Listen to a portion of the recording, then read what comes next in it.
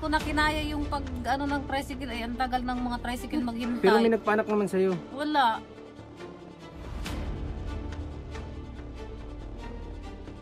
Siya nga pala si Ate Razy. Taong 2022 nung una ko siyang tinulungan at ngayong taong 2024 ay muli natin siyang bibisitahin.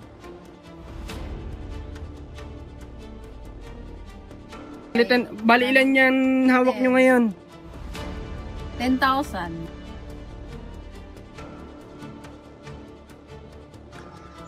Anito na po. Oh. Tatlong taon Ay, na. ba't hindi na lang ako nagkasakit ng ganun? Yung parang ako yung magkumbulsyon niya. Ako yung nakakaranas nung nararamdaman ng anak ko.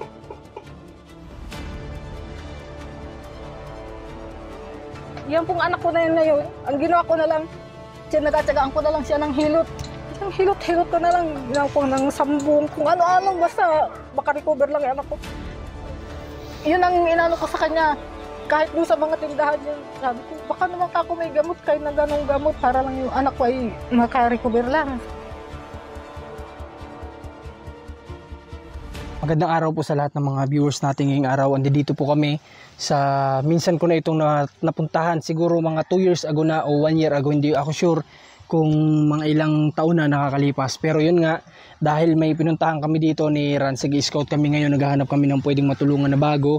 Napadaan ako dito at nakita ko ulit sila, na akala ko wala na dito, pero yun nakita ko. Kaya naisipan kong daanan sila at kamustahin ulit. At samahan nyo kami para malaman din ng mga bago nating manonood kung ano yung buhay din na dinanas nila o dinadanas nila sa ngayon. Tara po.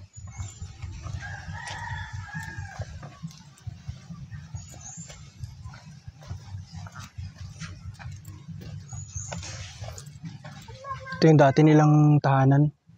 Itong bahay na to. Hindi ko alam kung dito pa din sila. Ate, kamusta po? Ano nga ulit pangalan mo, ate? Racy po. Si Ate Racy pala, yun, naalala ko na. Si Ate Racy, kamusta ka naman? Ayos naman sir, kahit nakakaraos pa rin. Nakakaraos pa din naman. Kahit po paunti-unti ay nakakaraos naman. Okay. Dito pa din kayo nakatira sa bahay na ito? Opo, ginagawa lang po namin, at hindi kami dyan makatulog kasi gawa ng yung pinakasahig nga niya, nagiba. Ito, itong bahay na ito. Kaya dito po kami muna sa pansamanta natutulog. Dito. Kaninong bahay ito dati? Doon po sa kapatid ng asawa ko. Okay, pwede ka muna namin abalahin? Ay, sige po. Sige. Si Ate Racy, siya yung minsan na nating, yung nabanggit ko na natulungan. Ate Racy, sa pagkakaalala mo ba, may ilang taon na nung huli akong bumisita sa'yo dito? Nung pinuntahan kita dito? Ano po yun sir? Mga 2021. At dito nga ay tila nalito yata si Ate Razy dahil base sa aking nakita, 21, 22, 23, 24, so 3 years nga. 3 years na po. So yun, mga time na yun, nagsisimula pa lang ako noon sa pag-vlog. So sa madaling salita talagang bagong-bago pa lang ako noon na nag-charity na nakilala ko sila dito. Noong mga time na yun, yung huli kong na-vlog sila, may baby siya, kakaanak mo lang ano? Namaga po sir, yung iba-vlog mo sana ulit ako kasi nag-anak naman ako. Nag-anak siya. Nag-anak ako kaya Ate Racy, kwento mo nga kung saan ka nanganak? Dito po ako niya nag-anak. Sino nagpaanak sa iyo? Ay, ako lang yun, sir. Sinulo ko lang po kasi gawa ng naghihintay kami noon ng tricycle. Wala talagang dumaan. Kasi puro motor siya. Anong oras yun? Mga anong oras? Mga 3. AM ng madaling araw? Hapon po. 3 PM? Hapon. 3 Tapos mga, siguro po mga 3:30 nagdating kayo. Tas sabi at ibabalagbaga po. Pagka noon, wala na po, hindi na nag-anak na ako. Kakaanak niya noon. Kaanak ko lang po. Kaya huling makita ko yung baby niya, talagang maliit na maliit pa, kinakarga niya yun noon dito. Na nag-vlog kami noon, karga-karga niya yung bata na yun. Hindi ko alam, siguro sa 3 taon na yun, malaki na. Nasaan na siya? Andito po. Nasaan na yung pwedeng makita? Dave, balik ka, dali. Balik ka dito, dali. Si Dave, ayun, maalala ko na si Dave. Balik ka dito, dali. Ayan, damit mo, pang baby, pang babae. Dito na po. Dave, 3 taon na. Marunong ka na magsalita, Dave? Marunong na siya magsalita, hindi ba? Ba't mababae ang damit mo? Ito ay nakuha nung kapatid. Kaya bang babae. Mapapakita ko sa inyo yan. Magta3 taon na po ito ngayon November 6. November 6. Nung kakaanak nito, Hindi ko alam kung nakarga ko, hindi yata. Basta parang Opo. natatakot ako. Opo. Nakarga ko ba hindi? Hindi pa po. O kasi parang sabi ko, Natatakot natatakot pa akong ako magkarga kargahin. Isang liit niya. So, nabilib ako Liit. nung kay Ate Racy kasi pinaanak niya yung sarili niya. Kasi nga, wala nang choice. Ang hirap dito ng Hirap po tricycle. ng tricycle. Wala pang ano ay. Ang nadaan talaga lang nung time na yun, puro motor talaga yun, sir. Motor lang talaga. Motor lang talaga. Ni hauler, ni tricycle, wala. Wala talaga. Kaya nung Okay. time na mabangon ako, sabi nila may tricycle na napapuntang bayan. Pagbangon ko, saka naman siya lumabas. Grabe. Hindi na ako nakabangon at nandun na rin lang naman siya, Sino nakalabas dumampot na. nung time na yun sa baby? Sino? Ano po, hindi po, Kumadro na. yung May ano, dumating.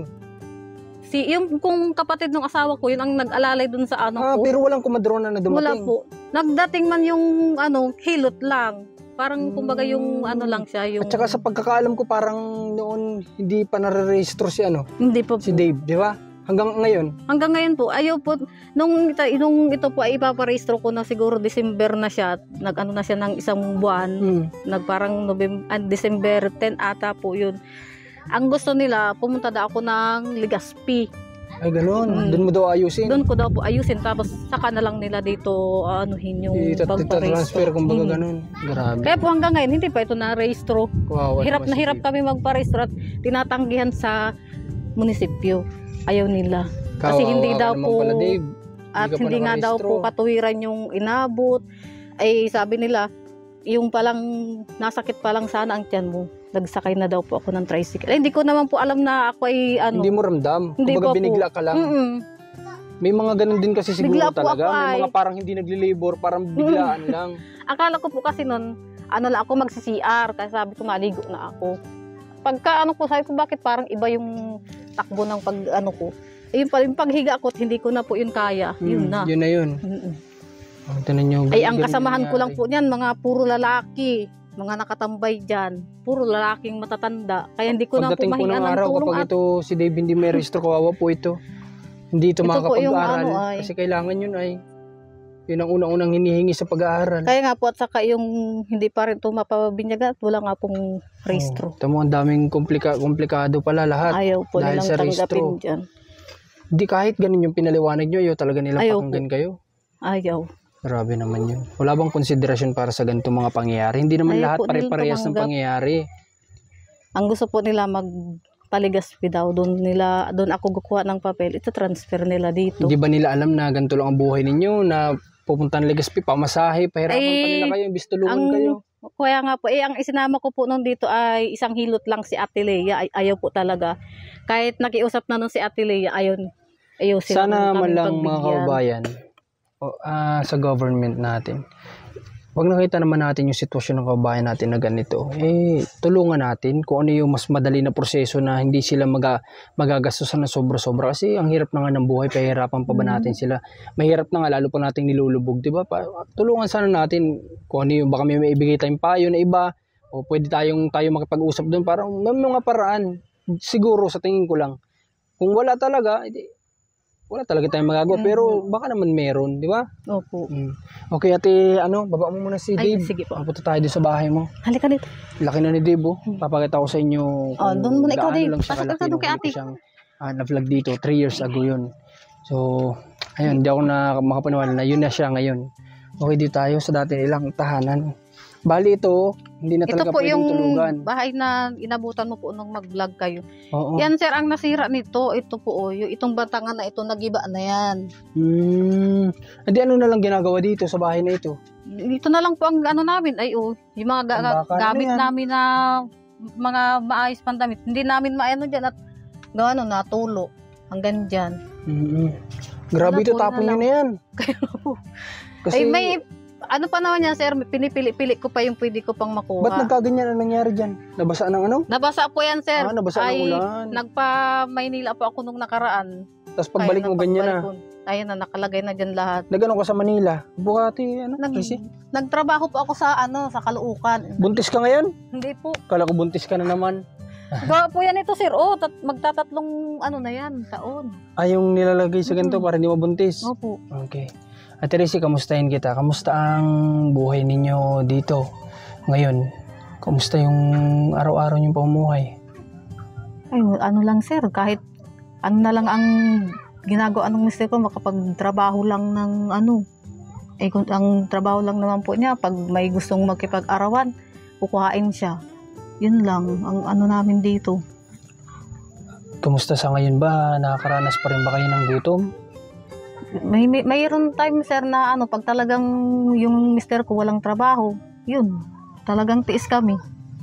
Kahit sa tindahan, hindi kami makautang at sasabihin sa amin, wala naman kayong pambayad, nangungutang kami. Paano yung mga bata kapag may ganun na pangyayari? Pag itong mga bata naman po, minsan, yan, doon sa kapitbahay namin dyan sa kabila, hinihinga namin ng pagkain, o kaya pupunta ako doon sa kabila, doon sa pinsan ko, manghihiram ako ng bigas. Doon nakakahiram-hiram ako, kaya lang, siyempre po, pag ibabalik ko din, pagka meron ulit kami, ay kagaya po ngayon, doon sa pinsan ko may atraso ako, kaya hindi po ako doon makapanghiram kahit po may tindahan baga po yun. Siyempre kailangan din ibalik yung nauutang na ano. Kagaya po ngayon, wala yung mister ko nasa ubang. Construction, Hindi po, nagkukupra po. Ay matagal-tagal pa naman matapos. Ilan nga ang anak ninyo? Bali ilan ang anak niyo? Bali ano na po yan, sir, 5. 5? Opo. Kasama yung panganay mo na nagtatrabaho na din? Kasama po yun, saka yung ano ko na yan. Paano kapag may time na mga bata na minsan, alam mo yun, nagugutuman ba sila? May mga time na nagugutuman? Meron yung sir. Kaya nga po pagka minsan parang yung sa akin lang, yung sa ano ko lang, ako ang nahihirapan kasi po bang anak ko baga mahanap sa akin, nagugutom ako, ganyan. Sabi ko, saan kaya tayo pwedeng humingi ng kanin o kaya bigas man lang na pwede nating isaing kahit kalahating kilo lang. Nagpipilit po ako dyan, doon sa pinsan ko, nangihirap ako ng bigas. Kaya kahit isasaing nila, sasabihin niya sa akin, pahiram ko na lang sa balik mo na lang pagka meron ka na ulit. Yun lang po ang ano namin. Sa pagiging ina Ate Razy na nakikita mo yung mga bata na minsan nagugutuman, ano yung masakit? Masakit din hirap, sa... sir, masakit sa dibdib. Na nakikita mo yung anak mo na nangihingi sa'yo ng pagkain, wala kang maibigay. Kaya sabi ko dun sa mga sabi ko, tiis-tiis muna, maghahanap si mama ng mahihiraman natin ng bigas. Kaya kahit malayo, sir, naghahagilap talaga ako ng bigas. May maipakain lang ako dun sa mga anak ko. Sa tindahan kasi, di ka na pwedeng mangutang at ganun ang katuwiran sa tindahan. Di ka pwedeng mangutang nang wala kang isasagot kinabukasan. Yung mga panahon na pinapalaki mo si Dave sa loob ng 3 taon na huli ako dito nakabisita, gaano kahirap yung pagpapalaki mo sa kanya na yung mister mo lang yung may kinikita noong mga time na yun, alam ko. Ay, nung time na yun, sir, siguro mga nag-edad lang yan ng mga 1 taon hanggang 1 taon kalahati. Nagtrabaho na ako niyan sa nagbalik ako sa trabaho ko uli. Masukan ka? Dala-dala ko yan sa Sa trabaho ko. Siguro po nagbalik ako doon sa trabaho ko mga 1 buwan at kalahati. Dala-dala ko siya. Kaso hindi nga ako makapagtrabaho ng maayos gawa ng kasama ko nga siya.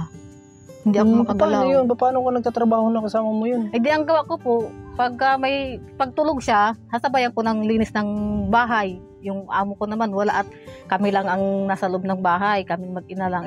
Habang tulog siya, labo-labo ako ng linis, luto, linis, laba. Buti pumayag ang amo mo na kasama mo ang baby mo. Nagpayag naman po siya, kaya lang may time talaga siya na naninibago siguro ng bahay, naging iyakin, ganyan. Nag-decide na lang po yung amo ko na umuwi na lang muna kami. Kasi siyempre kapag pagod din yun, gusto nila makapagpahinga ng maayos. Kaya lang po ako niyan 1 buwan at kalahati. Doon na nga lang po yan 1 taon sa Pampanga. Doon na lang dito po sa tinutuluyan nyo na bago, Ate Razy, kumusta yung bahay? Parang nakita ko parang pasira na din. Sira naman talaga yan, sir. Sira na po talaga. Kaya lang, yung nga pong katri, binigay sa akin ng pinsan ko na yung may tindahan doon sa unahan. Binigay niya sa amin at parang may mahigaan yung mga anak ko. Di kaming mag-asawa dito sa kabilang catering maliit. Yung maliit lang na catering dito sa may bago pumasok ng pinto. Doon kami nakahiga. Yung mga anak ko doon sa kabila na yun. Doon namin pinatutulog. Yung anak mo na nagtatrabaho kay paano naman nakakaabot-abot naman sa inyo? Nakabigay naman po. Tumbas bigas, pang-ulam at mayroon naman pong tindahan yung yung anak ng amo po niya. Anak ng amo. Nabibigyan kami. Hindi na ba siya nag-aral?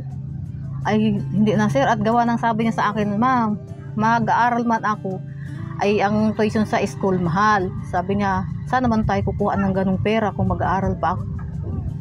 Nag-try yun sir sa ALS, kaso nag-ayaw din siya sa ALS. Gawa ng ang ALS naman, bihira naman daw po dumating ang teacher. Kaya mas minabuti niya na lang na magtrabaho na lang. Magtrabaho. Kaya hindi na rin po ako nagtutol sa kanya kung matrabaho siya. At sabi ko, sige magtrabaho ka na lang din. Kisa naman mapariwara ka lang, makakapag-asawa ka ng maaga. Hindi, pinayagan ko na lang kung trabaho. Para doon sa trabaho niya. Ate Tracy, tatanungin kita para sa mga anak mo na ito, anong pangarap mo para sa kanila sana? Marami akong dyan sir, pangarap ko. Gaya nung nagtrabaho nga ako niyan sa gusto kong, ang ko dyan, gusto kong ayos ng bahay. Tapos mabigyan ng yung sa kanila, kulang po yan sa vitamins. Ang gusto ko sa kanila ay magawa ng maayos na yung maayos na tulugan lang.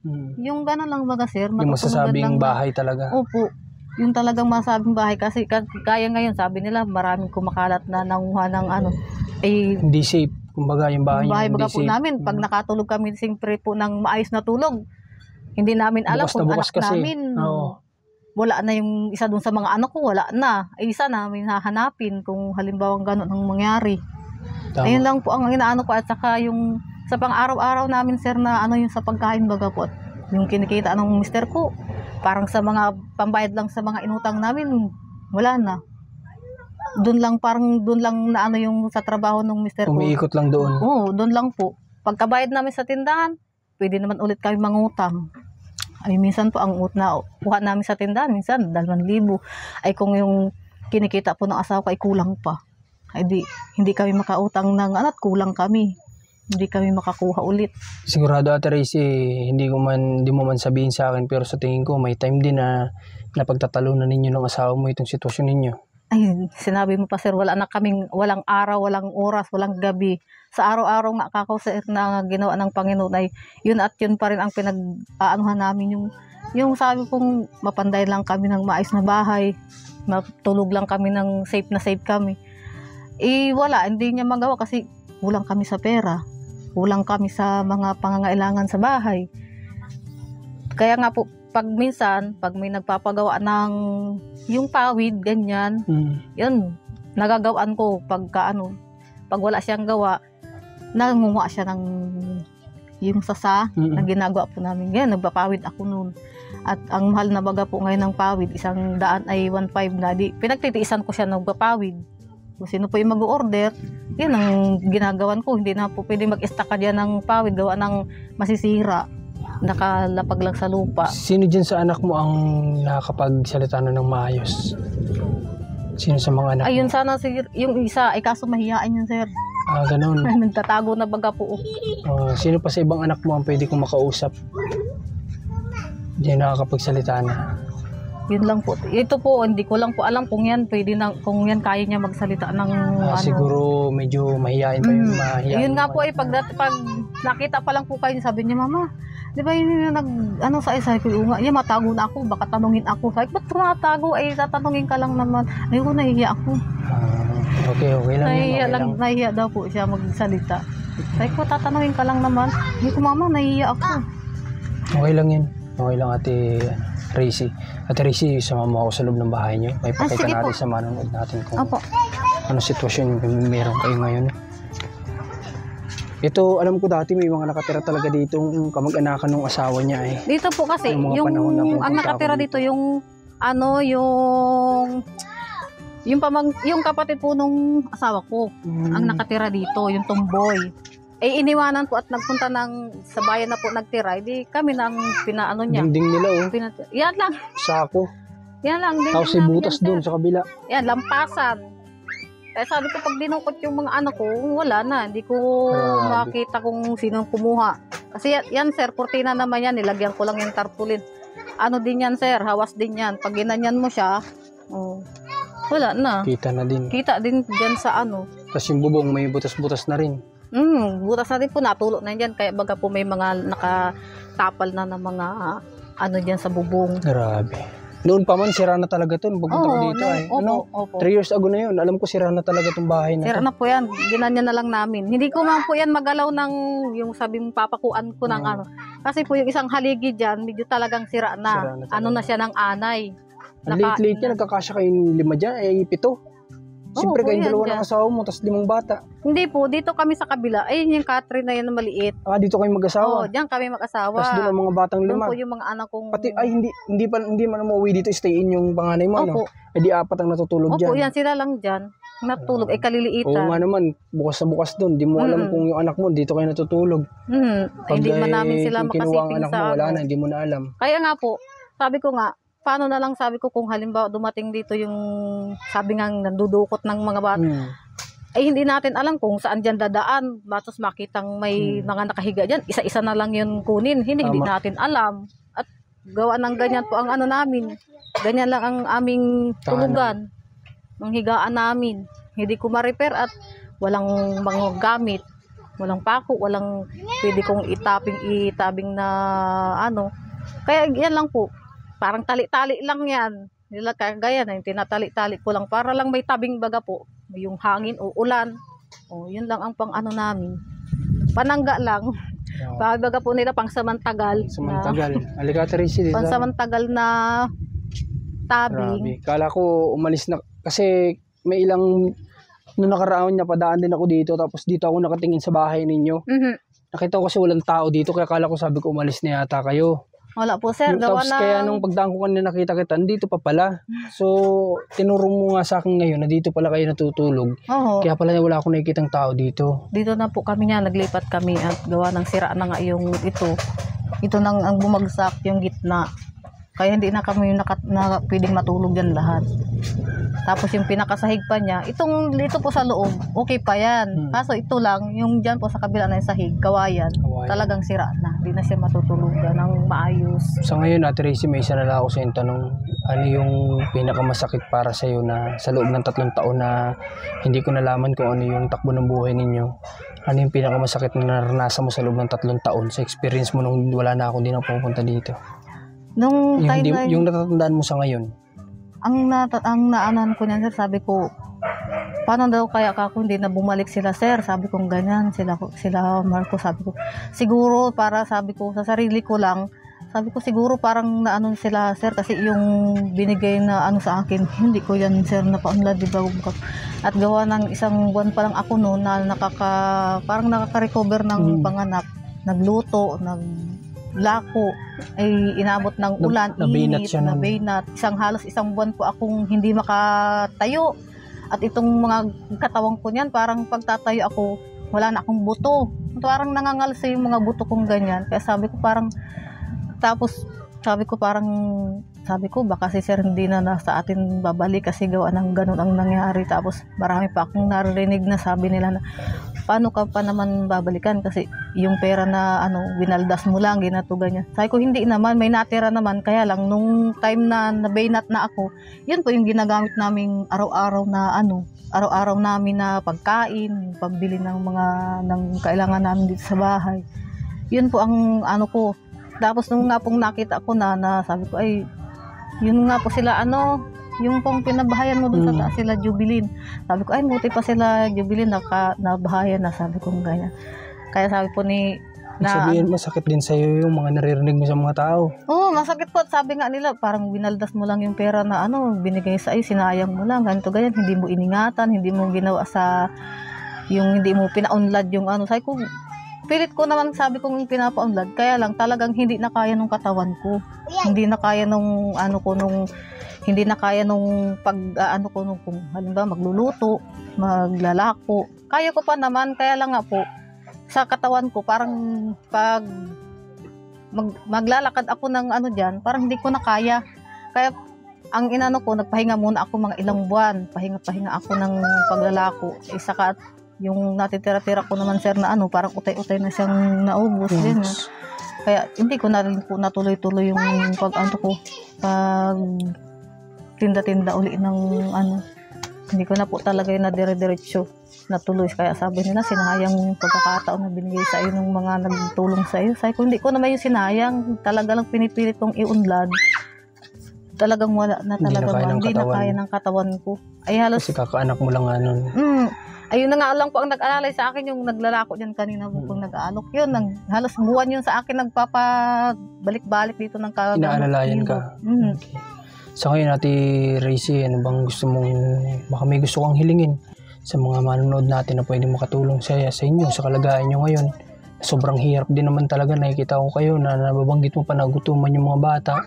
Alam ko bilang magulang masakit na makita yung mga anak mo na may gustong bilihin, hingiin sa'yo. Talaga. Na masakit sa magulang na hindi mo maibigay kasi naranasan ko din yung ganyan na may Yung parang baga, may sir, tinuturo sa akin na anak ko na iiyak sa harapan mo. Kahit ilan dyan sa mga anak ko na yan, minsan 2-3 pa yan. Pupunta ako ng tindahan, akala ko makakakuha ko, hindi makakautang at ayaw nga nilang magpautang. Iiyakan pa ako ng mga anak. Sabi ko, tayo na, muwi na tayo at wala tayong makukuha. Sabi ko doon sa mga anak, titis muna tayo at wala tayong pagkukunan. Hintay natin si Papa muna umuwi. Kaya po pagdating ng mister ko, uwi man, mayroon mang 500, 200, uuwi. O yun, bibili ko ng ng mga anak ko. Tinapay, kape, gatas, ganyan. Yun na lang ang namin.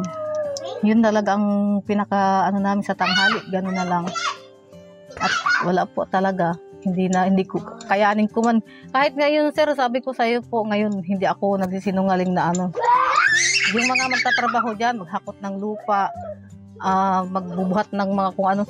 Sabi ko nga, ba't ako hindi nyo kinukuha? Kaya ko rin naman yan. Naranasan ko rin yan noon. Ay ayaw nila sa akin kasi sabi nila, wag na, babae ka. Kaya naman ng lalaki yun. Sabi ko, gusto kong kagaya po nitong nakaraan, naka-recover pa lang po yung anak ko na yun na isa. Yun pong sabi ko po nagtatago. Sa halos isang linggo yan, sir, nang nakagulapay. Balik-balik ko yan sa albularyo. Po dyan sa Banban. Ay nung isang gabi, sir, na inabot yan ng parang deliryo siya. Yung nanginig ng todo na akala ko hindi na yun makaka-recover. Iniyakan ko na yun, sir. Iniyakan ko na po. At kahit saang tindahan dito, magdoon, talagang wala akong naanohan yung nagamot. Wala akong nakunan. Wala po. Naiyak ka na. Hindi po, talagang wala po talaga ako yung nakunan. Kaya, yan pong anak ko na yun ngayon, ang ginawa ko na lang, nagtsagaan ko na lang siya ng hilot. Yung hilot ko na lang, ginawa ko ng sambong, kung ano-ano, basta makarecover lang yung anak ko. Yun ang inano ko sa kanya. Kahit doon sa mga tindahan yun, sabi ko, baka naman ako may gamot, kahit na ganong gamot, para lang yung anak ko ay makarecover lang. Sabi niya, ay wala kaming gamot na ganon, kung ano yung gamot na inuutang mo. Sabi ko, ay sige, okay lang, kukuha na lang ako na yung mga panghilot na Yan, hinilot ko na, iniyakan ko na yun, sir, kala ko hindi na yan siya, Sabi nila, dalhin ko daw ng Medicare. Ay, paano ko dadalhin ng, ng Medicare? Ay, wala kami ni piso man lang. Ayun nga pong gamot, wala akong pambili, pang Medicare pa kaya. So, sabi ko, tiis ko na lang yan, sir. Hinilot ko na lang yan ng gas, sambong, at saka kung ano yung pwede kong maihilot sa kanya. Ayan, naka-recover naman, sir, kahit pa paano. Naka-recover siya. Pero yung sinabi mong di man lang kayo nabigyan ng kahit na gamot. Wala talaga, sir, hindi kasi ako kung ako may tindahan, kung wala man ako ng gamot, pero bigyan na lang kita siguro pambili ng gamot. Ay, kasi wala talaga, sir. Kahit saan tindahan ako pumunta. Ilang tindahan yung pinudahin. Bali, 3 yan. Wala talaga ako nakuha ng gamot. Kaya tiis-tiis ko lang yan nung gabi. At gabi na talaga, yung mister ko wala rin makuhaan na pwedeng sa kanya. Ang ginawa ko na lang, nanghingi ako ng gas. Yung malaking bahay na yun, nanghingi ako. Nagkuha ako ng sambong. At saka, hinilot mo na lang siya. Hinilot ko na lang po. Yun, awa naman ng Panginoon Diyos. Naman siya. Naka-recover naman. Kaso talagang magdamag po talaga kaming hindi pinatulog. Hindi natutulog. Hindi po. Grabe, Parang ang palagay daw po niya sa sarili niya, sabi nung anak ko, mama. At sa sobrang pong taas na nalagnat niya, sabi niya, para daw siya pong ginagapos. Pakaramdam niya. Para ako mamang ginagapos na pilit akong sinisiwarik. Tapos, inilalagay daw po siya sa isang higaan na may salamin ang ibabaw. Ay di ang gawa ko mga po niyan, kahit hindi ako marunong magsuob, sinuob ko lang siya para lang mawala yung ibig sabihin siguro niya na sa sobrang taas siguro ng lagnat yun. Kasi kadalasan ganyan kapag sobrang taas na parang kukumbulsyon na yun, ang dami ninyang nakikitang hallucination. Ganon din, naranasan ko na din yun ay Kaya umabot na siya sa Kaya- point na ganun, delikado na talaga yan. Kaya nga po, kaya sabi ko nga sa kanya, ang ginawa ko, sinuog ko na lang. Kahit baga po sabi yung dasal na ginawa ko na lahat. Kaya nung gabi, nung pagkagabi ng lipas nung niya, hinilot ko na lang siya. Hinilot ko na, tinagaan ko na lang po ng hilot. Pero Kaya, sa awa ng Diyos, awa at naman least, ng Diyos, tingnan mo naging naman maayos po. naman siya. Nakarecover Alin dyan yung babae naman. na yan? Ano po itong nakadilaw na Itong nakadilaw, short malaki na na yan. pala. Ay, sobra po ang payat. Kung ano yung payat niya nung siya ay walang sakit, mas payat pa payat siya pa. ngayon. Grabe. Kasi 1 linggo siyang halos walang ang inalalay ko lang sa kanyang gamot, yung galing sa center. Yun lang po, ang alalay ko ay naubos na. Ate Sabi ko- Racy, may pera ako dito. Gamitin mo muna. Oo, ma. Thank you po, sir. Para na sa ganun, may panggastos kayo dito. Ha? Opo, thank you. Ate Racy, ano man yung pinagdadaanan nyo sa buhay, maging aral sa iyo yung kagaya niya na kapag hindi lahat ng tao ay malalapitan natin. Kaya nga, Kaya sir. dapat talaga, kung may dumating man sa inyo panibagong oportunidad para sa panibagong buhay, pahalagahan na ninyo at mas pagyamanin Mhm. para na sa ganun matuto kayo mag-impok ng pera, pautay-utay para kapag nang sa ganun may ganyang pangailangan, may madudukot kayo. Mhm. Kasi hindi natin talaga pwedeng asahan kahit na sino mang tao. Kaya nga po, sir, kaya sabi ko nga sa sarili ko, yung hinanakit ko doon sa mga kapatid ko at saka doon sa mga nung asawa ko, sabi ko, ako ngayon kako yung gipit na gipit, parang wala na halos tumulong sa amin. Tapos yung ibang nangailangan, kahit kakainin na lang namin, binibigay na namin at gawa ng, siyempre po, kailangan din baga po yun ng Kumbaga sa Kung ibig gawin sabihin mo, kapag sila'y nangailangan, kahit na yung para susubo nyo na lang, opo, i-share nyo pa. i-share pa natin para Pero po kapag kayo makatulong. nangailangan, Wala po talaga. Ganyan Wala talaga talaga ang kaming buhay nalapitan natin, ng ganyan yung talaga. pangmadalian na pwede namin mapag kagaya po niyang gamot na yan. Yan po talaga ang Simpleng gamot pinag-umpisan. pero wala, di Wala ba? po talaga, wala kaming nakunan. Kaya po baga, sabi ko sa sarili ko, siguro, parusa na sa akin. Sabi ko, ba't hindi na lang ako nagkasakit ng ganun? Yung parang ako yung magkumbulsyon niya, ako nakakaranas nung nararamdaman ng anak ko. Kaya sabi ko sa sarili ko, hindi naman ako pwedeng gumawa ng kung ano yung may ko doon sa anak ko. Hindi ko naman pwedeng yung sasabihin mo magdanakaw ako na pwede kong sa mga anak ko. Hindi ko kaya yun, sir. Kasi ayoko namang ipakain sa mga anak ko naggaling sa masama. Ayoko nun, sir. Kaya tiis ko talaga siya. Sabi ko, siguro na makaka-recover pa tayo kahit papaano na kung ano yung pwede nating gawin. Kaya nung time na yun, talagang sama talaga, sir, ng ko. Sama talaga yung sama ng loob ko na simpleng gamot lang talagang wala talaga akong nakunan. Tiis ko talaga yun. Halos iniyakan ko na yan, sir. Magdamag na akong halos wala na akong tulong. Kasi simula yan, sir, nung 8:00 hanggang 1:00 yan, nagkukumbulsyon yan. Hindi ko na alam kung ano nang gagawin ko. Sabi ko, nagdasal na nga ako, sir. Sabi ko, kukunin na sa akin, kuhain na. Para hindi na rin nahirapan yung anak ko. Talagang iniano ko na yun sa Diyos na sabi ko, kung kukunin mo naman kako yung anak ko man ng pahirapan, kunin mo na ng biglaan na. Hindi na siya maghihirap ng ganun. Talagang nangingisa yan, sir. Sa yung Catherine namin dyan na maliit, doon kami nakapwesto yung yung anak ko na yan. Halos nakakapit yan sa akin, pati yung katawan ko, uga din yan, sir. Sa sobrang panginginig niya. Panginginig niya talaga. Ito po yung Kaya sabi ko, buhay mga kababayan na napakahirap maging mahirap, sabi nga. Kasi kapag may mga gantong pangyayari, wala tayong madukot sa mga bulsa natin, gusto yung natin minsan na makapagtabi-tabi, pero sa mga gastusin pa lang sa bahay natin, kulang na. So, si Ate Racy ay nagsubok naman magtrabaho, nabanggit niya kanina, pero ayun nga, dahil nga sa kanyang anak na si Dave, noong mga panahon na yon, ay napilitan silang umuwi dito dahil nga kasama niya sa pagtatrabaho. Napilitan siya. Isipin niyo, nagtrabaho siya doon kahit may dalang baby. Pinasok niya para lang kumita ng pera at makatulong sa mga anak. Sa asawa niya nagtatrabaho na pasulput-sulput lang ang trabaho sa construction, sa pag-kopra. Bihira. Napakaliit pa ng kita. So yun, Ate Racy sa ngayon ay salamat kasi pinunlakan mo ulit kami na makausap ka, makakwentuhan ka. At pasensya na kung ngayon lang ulit ako nakabalik, makalipas ang 3 taon. Dahil alam mo naman, ng mga oras na yun, na alam ko din, alam mo na talagang nagsisimula pa lang ako, di ba? At kumbaga, sa dami-dami din ang dumaan na ng mga nangyari sa loob ng 3 taon, ngayon ko ulit sila na naalala na mayroon nga pala akong Ate Racy na napuntahan dito noon na gusto kong bisitahin ulit, kamustahin ulit ngayon. So Ate Racy, sa ngayon, pupunta muna kami ha. Salamat, magpatatag ka lang, ganyan lang talaga. Ang gawin mo sa mga anak mo doble ingat, lalong-lalo na sa mga kinakain nila, ano? Mas mainam pa kahit gulay yan. Ipaunawa mo sa kanilang ang gulay ay masustansya yan. Huwag yun dapat na pagsawaan yan. Kahit lagyan mo sardinas yan, okay na yan. Una-una sa kinakain yan para ano ha. Tapos yan, yung ulan-ulan na yan. Yun na nga po, lalo ulan kung tatagulan na. Init. Ingatan mo sila sa ganyan ha. Aming tulugan, wala, tuluan pa.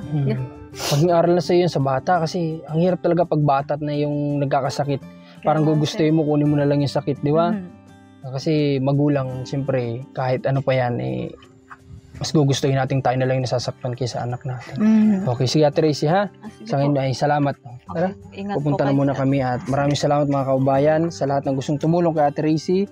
Ay mag-message lang kayo sa Marcos TV channel. At kita nyo naman kung ano yung sitwasyon nila. Kaya nga naisipan ko bumalik dito. Sabi ko, para yung mga manood natin, baka may kakayanan din na tulungan tayo. Matulungan din si Ate Racy. Maraming salamat po sa inyo. Pagpalay po kayo. God bless sa lahat.